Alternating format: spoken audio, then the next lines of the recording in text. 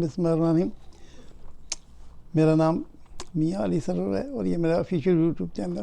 بسم اللہ الرحمن الرحیم۔ اللہم صلی وسلم بارک علی سیدنا محمد نبی امی علی صحابی الفاظ بھی مرتن۔ بسم اللہ الرحمن، میرے پیارے بہن بھائی اور بچوں، السلام علیکم ورحمۃ اللہ وبرکاتہ۔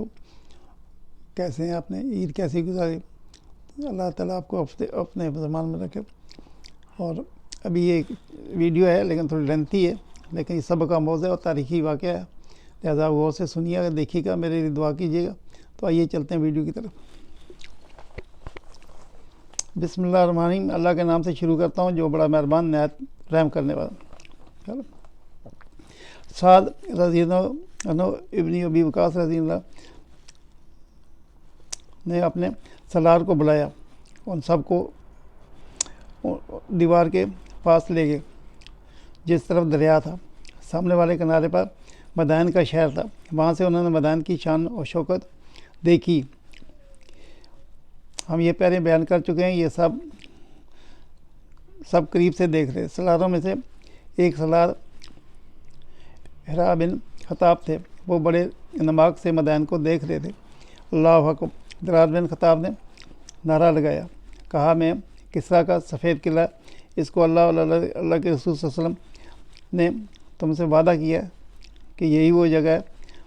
سعد رضی اللہ عنہ نے کہا جہاں کسریٰ پرویز نے رسول اکرم صلی اللہ علیہ وسلم کا دعوت حق کا پیغام پھاڑ کر پھینک دیا تھا۔ میرے رفیقوں، چنانچہ یہ ہے، یہ دریا عبور کس طرح کریں گے؟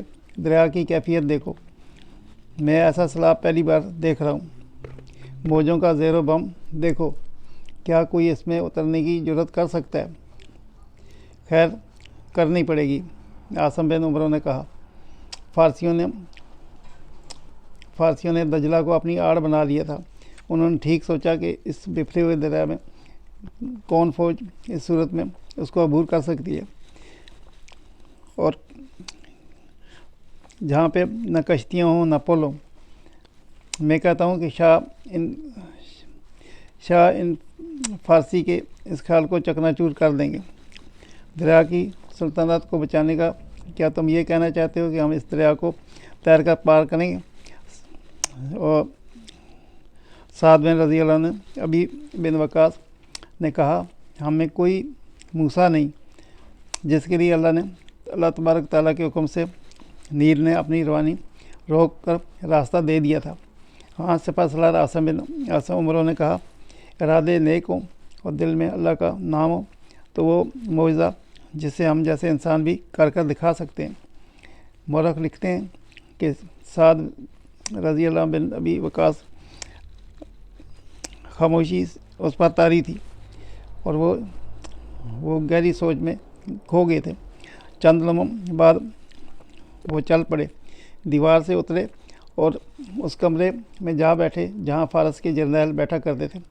انہوں نے کہا تمام سرداروں کو بلایا جائے۔ قاصد چلا گیا۔ سعد بن رضی اللہ عنہ نے آواز دے کر روکا، تمام لشکر کو باہر میدان میں اکٹھا کیا جائے۔ سعد رضی اللہ عنہ نے کہا زیادہ دیر نہیں گزری تھی کہ مجاہدین کا لشکر آ گیا۔ سعد رضی اللہ عنہ باہر نکلے، قبیلوں کے سردار اپنے اپنے قبیلے کے سامنے کھڑے تھے۔ سعد رضی اللہ عنہ نے گھوڑے پر سوار ہوئے اور لشکر کے سامنے جا کر روکے۔ شہنشاہ فارس اس دریا کو اپنی ڈھال بنا لیا تھا۔ سعد رضی اللہ عنہ مجاہدین سے مخاطب ہوئے، میں نے دیکھا کہ مدائن کی دیوار پر کچھ آدمی کھڑے ہماری طرف اشارہ کر کے ہنس رہے ہیں، وہ ہمارا مذاق اڑا رہے ہیں کہ ہم آگے نہیں بڑھیں گے۔ اب ہم پر فرض ہو گیا دشمن کو اس مذاق کا جواب دے سکیں۔ کشتیاں دشمن کے قبضے میں ہیں، وہ جب چاہیں ہم پر حملہ کر سکتے ہیں۔ ہم پار نہیں جا سکتے لیکن ہم پار جائیں گے۔ تم میدان جنگ میں ان کو معجزہ کر کے دکھائیں گے۔ اب ایک معجزہ یہ رہ گیا ہے کہ دریا پار کرنا ہے۔ ہم ایسے مقام پر آ پہنچے ہیں جہاں ہم گھیرے میں آ سکتے ہیں۔ یہ بھی ہو سکتا ہے کہ جن عمرہ اور جاگیرداروں نے ہماری اطاعت قبول کر لی ہے وہ لوگ بھی جمع کر کے اطاعت سے دستبردار ہو جائیں، ہم پر عقب سے حملہ کر دیں۔ میں اب ایسی بات کہنے لگا ہوں جسے ہم سن کر جن سے سن کر کہو کہ میں نے ایسی بات نہیں کی۔ اے میرے لشکر، مجاہدین میں سے کسی بڑی بلند آواز ابھری۔ اس سے پہلے کہ وہ بات منہ سے نکالے، ایک بار مجھے کہہ لینے دیجیے۔ اللہ ہماری رہنمائی کا اور ہماری قسمت کا فیصلہ کر چکا ہے۔ ہم یہ دریا تیر کر پار کریں گے۔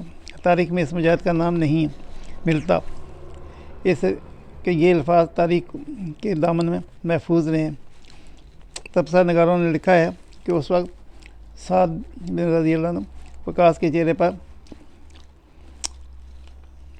سردار اور ہر ایک مجاہد کے چہرے پر کچھ ایسا تاثر تھا کہ جیسا اس زمین پر اٹھ کر عالم بالا میں پہنچ گئے ہوں، یا عالم خواب و خیال میں جا پہنچے ہوں، جہاں وہ دنیاوی حقائق سے لا تعلق ہو گئے ہوں۔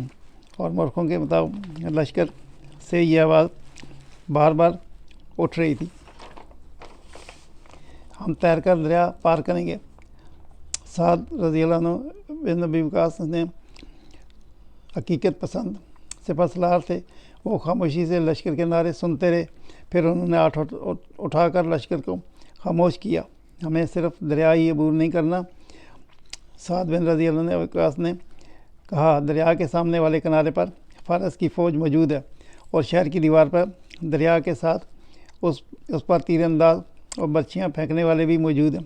اگر تم دریا میں اترے اور سامنے والے کنارے پر پہنچ بھی گئے تو تم پر تیروں کی بارش آئے گی اور برچھیاں بھی آئیں گی۔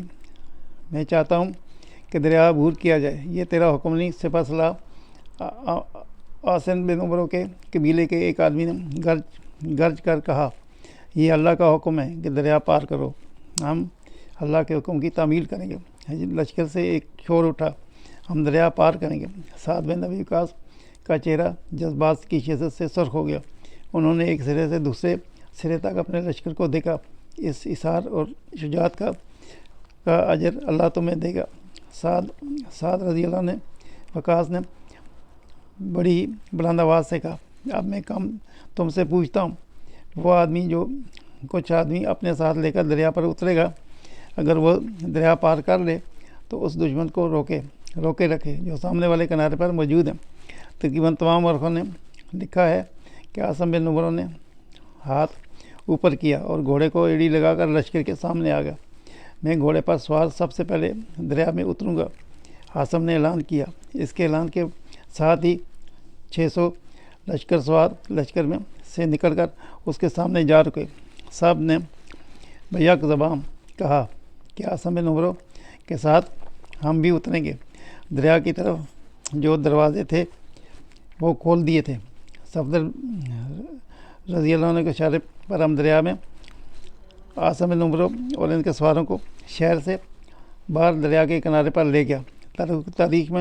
تاریخوں میں ایک واقعہ یہ بھی ملتا ہے کہ دریا کے کنارے کھڑے ہو کر عاصم نے ان 600 سواروں سے خطاب کیا، میرے رفیقو، اس دریا کی حالت دیکھ لو۔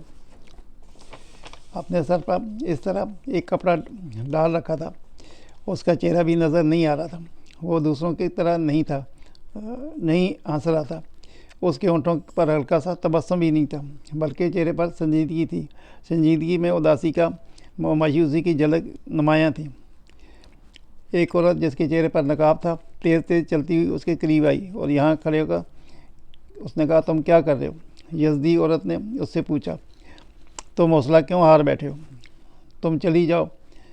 اس نے کہا، سب جا چکے، تم بھی یہاں سے چلی جاؤ۔ وہ یزدگرد تھا، شہنشاہ فارس۔ یہ عورت اس کی ماں نورینہ تھی۔